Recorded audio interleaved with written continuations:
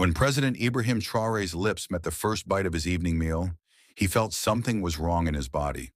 The blood in his veins froze, first a burning in his throat, then a pressure in his chest. Everyone in the dining room stood still. He had been poisoned. But who had done it? The guards, the chefs, his trusted advisors, worst of all. Would he ever see the rising sun again? The dining hall in the presidential palace in Ouagadougou was usually a calm and orderly place. That evening had started that way too. Ibrahim Traoré was finally able to eat his dinner after a long day. As usual, he had several close advisors at his table. "We have the opening of the water project in the northern region this week," said Economy Minister Kalibali, looking at the notes in his file. "The villagers are waiting for you eagerly," Traoré nodded, taking a fork of the traditional Burkina dish consisting of rice and fried chicken. "The drinking water project is the 30th of the 50 new projects we promised," said Traoré as he brought the fork to his mouth. "To reach our goal, we need to." He couldn't complete his sentence. He suddenly felt a burning in his throat. A pressure began in his chest, a warmth that slowly spread throughout his body. His vision blurred. His ears began to ring. "Mr. President, are you all right?" asked Interior Minister Kabore. Traoré couldn't answer. He reached for his glass, but his hand was trembling, and the glass tipped over. Something was terribly wrong. "The president has been poisoned! Call a doctor!" shouted Kabore, jumping to his feet. The hall suddenly turned to chaos. Guards rushed in, ministers stood up, voices rose. Traoré was trying to maintain consciousness, but everything was becoming blurry. "See all the palace?" ordered Security Chief Woodriogo. "No one comes in, no one goes out. This is an assassination attempt." Woodriogo rushed to Traoré's side. The president was now shaking, struggling to breathe. "Hold on, Mr. President. Help is on the way," he whispered. The palace health team arrived within minutes. Dr. Zongo checked Traoré's pupils, felt his pulse. "It's chemical poisoning," he said in a tense voice. "He needs to be taken to the hospital immediately." The last thing Traoré heard before losing consciousness was Dr. Zongo saying, "The poison is spreading quickly. We're running out of time." The special section of the Burkina Faso Central Military Hospital was closed off with heavy security measure. The corridors were filled with armed soldiers. In a special room, Ibrahim Traoré was fighting for his life. Machines attached to his body monitored his vital functions. Outside the hospital, news had begun to spread. Hundreds of people had gathered praying. On social media, the hashtag #sign pray for Traoré had become a global trend. "It's the work of Western powers," some protesters shouted. "Traoré was too dangerous for them for our independence." "No, it's traitors from within," others responded. "Snakes living in the palace." Whatever the truth, Burkina Faso's young leader was fighting for his life, and the country was holding its breath. Waiting in the corridor outside the hospital room, Security Chief Ouedraogo, Interior Minister Kabore, and Prime Minister Diallo had gathered. "What's the situation?" asked Diallo with deep concern on his face. "Critical but stable," said Dr. Zongo, showing the report in his hand. "The poison is very sophisticated. The laboratory analysis is ongoing. Such a poison couldn't be made by an ordinary person." "This is an assassination attempt," said Ouedraogo, lowering his voice. "And it must be from the inside. Who prepared the president's food? Who was at the table? We must investigate everything." "Everyone, we must keep calm," said Prime Minister Diallo. "Panic and accusations will harm us. The most important thing now is the president's survival and the country's stability." Kabore nodded. "But the investigation must also begin. Everyone in the palace is a suspect, from the chefs to the advisors, from the guards to the servant." "I'm afraid," said Ouedraogo in a tense voice, "that we are also on the list of suspect." The corridor suddenly became silent. The three men looked at each other. Trust had become as explosive as a bomb dropped on the palace. "We must take action," said Diallo. "Who will conduct the investigation? The palace police? The army? National intelligence?" Ouedraogo thought. "None of them will work. In all of them, there are those loyal to the president as well as enemies. Palace police, the army, national intelligence. What do I go thought? None of them will work. In all of them, there are those loyal to the president as well as enemies. We need to find someone from outside. But who? Ask a boy. Who can we trust? At that moment, in a modest house in the suburbs of Ouagadougou, a 63-year-old man was listening to the news on the radio. His name was Maurice Sankara. The former intelligence chief of Burkina Faso, 3 years ago, one of Traoré's first acts had been to remove him from office. It is confirmed that President Ibrahim Traoré has been poisoned, said the announcer on the radio. His condition is described as critical. Sankara took a deep breath. There had been a lot of history between him and Traoré. Traoré had accused him of collaborating with the French, removed him from office, and sentenced him to house arrest. For the past year, he had regained partial freedom, but was still under surveillance. The ringing of the phone interrupted his thoughts. The caller was a former colleague. "Maurice, they will contact you," said the voice. "Be ready." "Who?" asked Sankara with surprise. "Those in the palace. They will call you to investigate the poisoning." Sankara laughed. "Don't be ridiculous. Traoré hates me. He accused me of treason." "Maybe," said the other man, "but right now he doesn't know who to trust inside. There's only one reason he would want you." "What's that?" "That your hatred for him is known by everyone. If even you can prove that you didn't want to kill him, he can find the real culprit." Maurice Sankara's prediction proved correct. The next morning his door was knocked. Outside, 2 cars from the presidential convoy were waiting. "Mr. Sankara, there are people who want to see you," said a young officer. Sankara nodded. He was expecting this. He quickly got ready and got into the cars. The convoy went directly to the military hospital in the hospital corridor. Prime Minister Diallo, Security Chief Wedra Ogle, and Interior Minister Kabore were waiting. All three had the same expression on their faces: concern, suspicion, and slight embarrassment. "Mr. Sankara," said Diallo, extending his hand. "Thank you for coming." Sankara didn't shake his hand. "Did I have a choice, Mr. Prime Minister? I was once accused of treason, and now, as I understand, you need my help." "The country needs your help," said Kabore. "The president is in critical condition, and someone tried to kill him." "Someone from the inside," added Wadriogo. The food was prepared and served in the palace. "Everyone is a suspect." Sankara gave a cold look. "And why me? You kept me in isolation for 3 years. Traoré ruined my career and reputation." "That's exactly why," said Diallo. "If even one of the president's greatest enemies wants to save him, we can find the real culprit." Sankara thought. This was a perfect opportunity for revenge. If Traoré died, perhaps his own life would return to normal. But this was a sinister attack, not something to be done even to an enemy. What happened? As Sankara, tell me the details. Yesterday evening at an official dinner, the president showed signs of poisoning after the first few bites, said Kabore. Laboratory analyses are ongoing, but initial results point to an exotic and rare poison. We are investigating everything and everyone in the palace. You have full authority in this operation, said Diallo. You will have access to all records, personnel, security cameras, however, but you will report the results to us first, completed Woodrow Go. We don't want to create panic, Sankara nodded understandably. Can I see the president? The three men looked at each other in surprise. Why? Asked Kabore suspiciously. Because I want to understand the poison, said Sankara. The symptoms, effects, severity. This will give me an idea about the type of poison and its possible source. Under intense security measures, Sankara was admitted to the room where the president was receiving special treatment. Ibrahim Traoré was lying in bed, pale, attached to machines, and defenseless. The man who had removed him from office and sent him into exile 3 years ago was now fighting for his life. Give us 10 minutes, said Sankara to the doctors and nurses in the room. When the medical team left, Sankara slowly approached the bed. He looked at Ibrahim Traoré's face. His eyes were closed, but his chest was rising and falling slightly. He was alive. You know, Mr. President, said Sankara slowly, I never liked you. When you removed me from office, I wished for your death. But not like this, he paused thoughtfully. It is more honorable to defeat an enemy by looking into their eyes than to poison them in the shadows. The monitors were beeping regularly.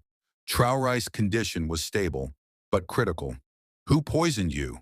And why? Sankara murmured, I will find out, not for you, but for my own honor. Sankara examined Traoré's medical reports. The poison was fast but not lethal.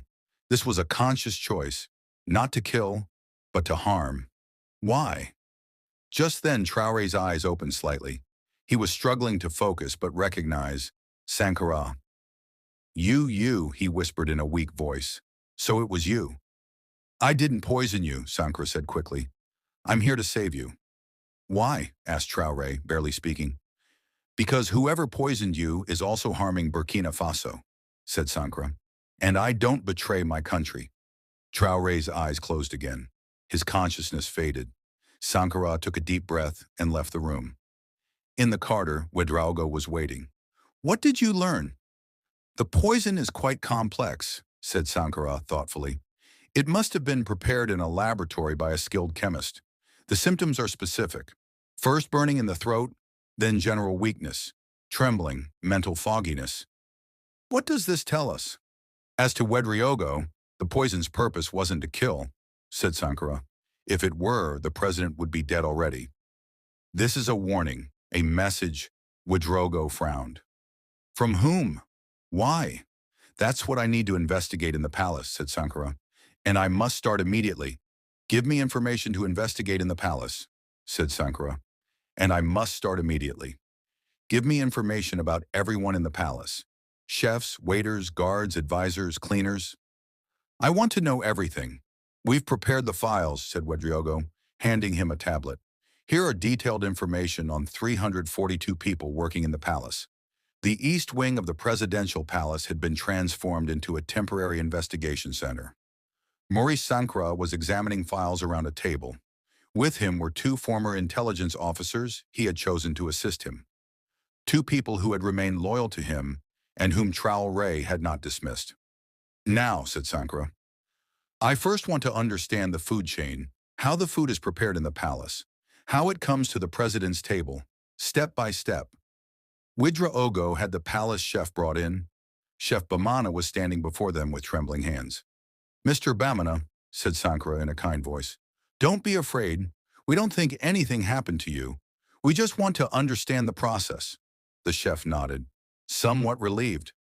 I have been working in the palace for 14 years, sir. Think anything happened to you? We just want to understand the process.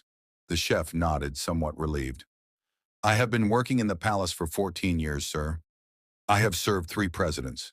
I prepared President Traoré's meal, as always, rice, fried chicken, and vegetable, the president's favorite meal. Where do you get the ingredients from? Asked Sankara. From the palace's own farm, said the chef. For security, all food is specially grown. Every shipment is checked. And how does the food come to the table after it's prepared by the waiters? Said the chef. Yesterday evening, it was Suleiman who brought the food to the president's table, a trusted waiter of 8 years. Sankara took notes, and who was at the president's table last night? Interior Minister Kabore, Economy Minister Koulibaly, Security Chief Ouedraogo, and Foreign Minister Zita, said the chef, and of course, President Traoré. Sankara dismissed the chef and turned to Ouedraogo. Find waiter Suleiman immediately. However, Suleiman was nowhere to be found. The investigation team learned that he had been missing since last night. His house was empty, his phone was off. Here's our suspect, said Ouedraogo. Clastic, commit the crime, run. Sankara has head. That would be too easy. The waiter is probably dead. He might be the one who carried the poison, but we need to find the mastermind behind it. Where do we start then? Asked one of his assistants. The waiter's family. Friends, said Sankara. Who did he meet with in recent days? Did he have any unusual expenses? A new phone, watch, car? Was a large sum of money deposited into a bank account? The team quickly took action. In the search of the waiter's house, no valuable items were found, but in a hidden compartment in the bedroom, there was an envelope containing foreign currency 10,000 euros, evidence, said Ouedraogo. But we don't know who gave it. Give me the security camera footage of the palace, said Sankara. I want to see everything from the past week. In the security room of the palace, Sankara and his team spent hours watching security camera footage. They tracked all the movements of waiter Suleiman. Stop, said Sankara suddenly. Last Tuesday, 1432, Suleiman is talking to someone in the back garden of the palace. The person on the screen was one of the palace advisors. Hamidou Savadogo, the foreign relations advisor. Zoom in, said Sankara. Savadogo was giving a small envelope to the waiter. There's the person who gave the money, said Ouedraogo. Maybe, said Sankara, but I'm not sure if he's the poissonnier. Find Savadogo and bring him in. Savadogo was found in the west wing of the palace in his own office. When he was brought to the interrogation room, he appeared calm. Mr. Savadogo, said Sankara, what did you discuss with waiter Suleiman in the back garden last Tuesday? What? Asked Savadogo, appearing surprised. Oh, I gave him a small gift. His mother was sick. I wanted to help. 10,000 euro, said Sankara. Quite a generous gift. Savadogo's facial expression didn't change. So what? Can I do what I want with my own money? Of course you can, said Sankara, but it's an interesting timing. The waiter receives money, then the president is poisoned and the waiter disappears. Do you have an explanation for this? Savadogo began to look uncomfortable. I didn't poison anyone, and I don't know where Soleimani is. Then why did you withdraw 50,000 euros from your overseas bank account 2 weeks ago? Asked Sankara, showing a document. Savadogo's eyes widened. You investigated my accounts 3 hours ago? You had a reservation at a hotel in Paris, Sankara continued. You were about to flee the country. Savadogo jumped to his feet. I was just a middleman, I swear. Who's middleman? Asked Sankara, without raising his voice. I can't say, said Savadogo, sweat forming on his forehead. They'll kill me. Sankara leaned forward. Mr. Savadogo, if President Traoré dies, this will be an assassination. Chaos will break out in the country, and you will be the primary suspect in this assassination. Life imprisonment, maybe even death penalty. Now I ask you one last time, who commissioned you? Savadogo remained silent for a while, then surrendered, an official from the French Foreign Ministry. His name is Pierre Dumont. We met at a conference in Paris 2 months ago. He approached me, offered collaboration. What kind of collaboration? Influencing Burkina Faso's Western policy, preventing President Traoré from getting closer to Russia and China, gathering information. And what did he pay you for this? 5,000 euros per month, said Savadogo. But then they asked more of me to poison Traoré, said Sankara. Savadogo nodded, but not to kill him. Just to make him sick. The poison wasn't lethal, I swear. He would be sick for a few weeks, during which time the Prime Minister would take over the administration and sign some agreements. Which agreements? Returning gold rights to French mining companies. Renewal of the military base agreement, new economic partnerships. Sankara looked at Savadogo with a cold expression. And Suleiman? Where is he? I don't know, said Savadogo, trembling. I gave him the poison and he put it in the food. After implementing the plan, he was supposed to escape.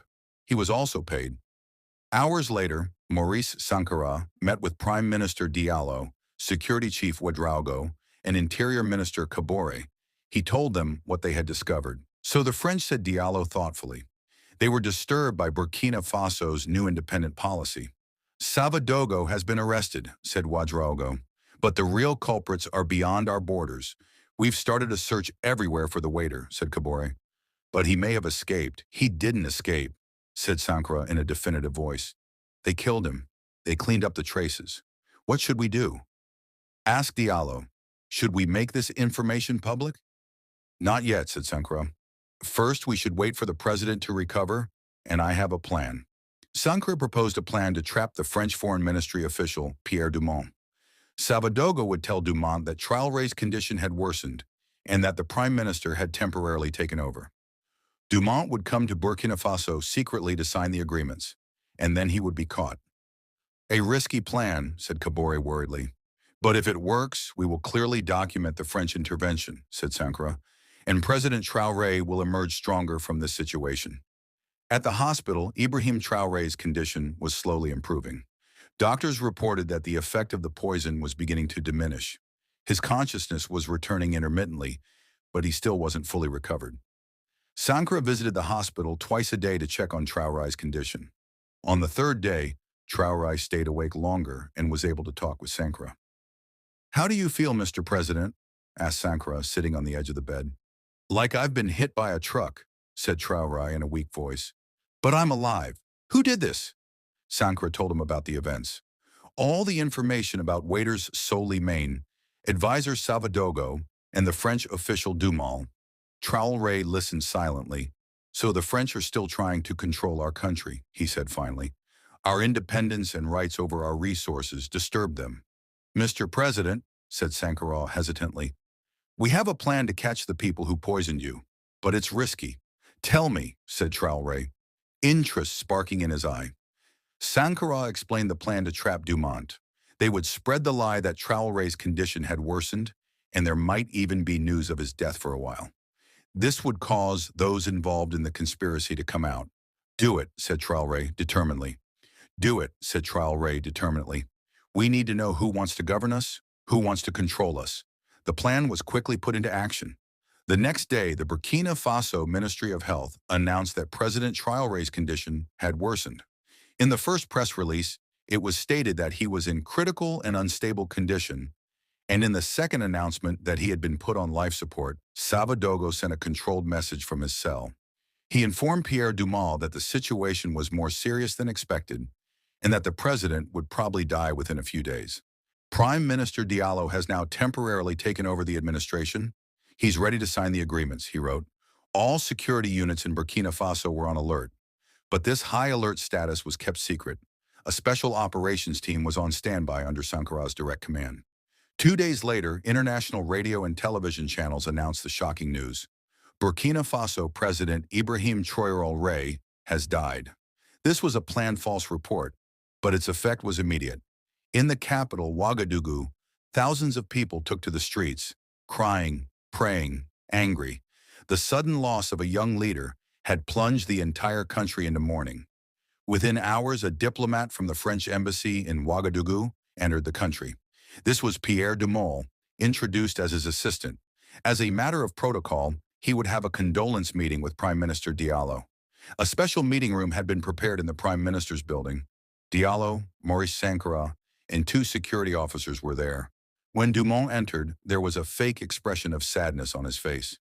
"Mr. Prime Minister said the French diplomat, on behalf of the French Republic, I offer my condolences for the loss of President Traoré.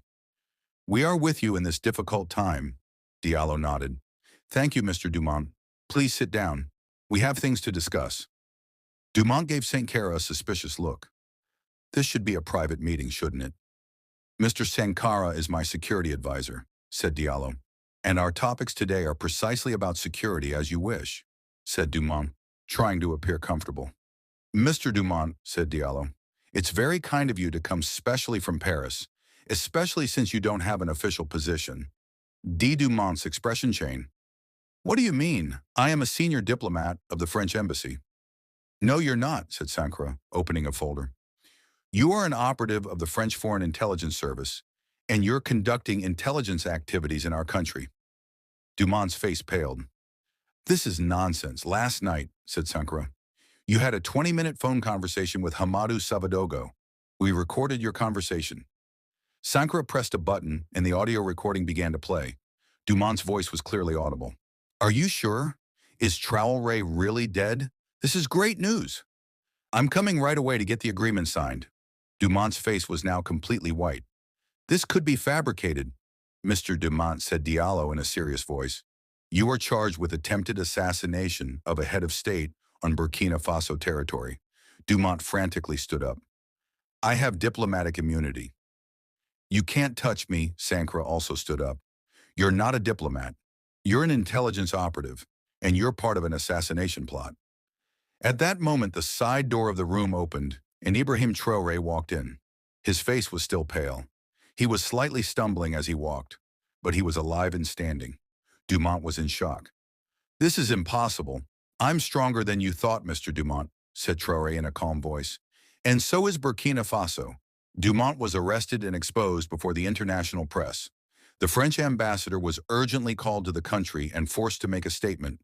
The French government claimed that Dumont acted individually and did not represent France's official policy, but no one believed this explanation.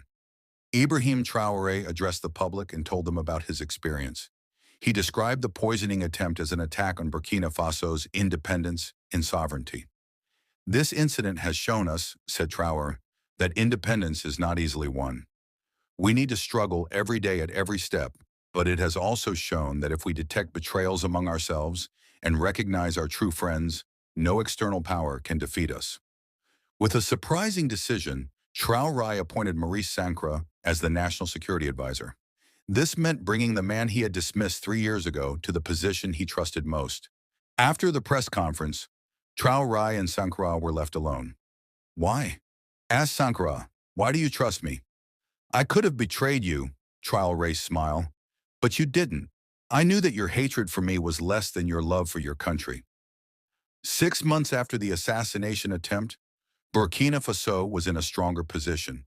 The French military base had been removed from the country. Mining rights had been reorganized. Ibrahim Traoré and Maurice Sankara were ensuring the country's progress on the path to independence one evening, while standing on the balcony of the presidential palace. Traoré turned to Sankara. "You know, Maurice, sometimes the greatest enemies can become the best ally." Sankara nodded thoughtfully. "Because a real enemy, at least, is honest. Their motivations are clear." "Exactly," said Traoré. "And now I understand that dismissing you 3 years ago was a mistake.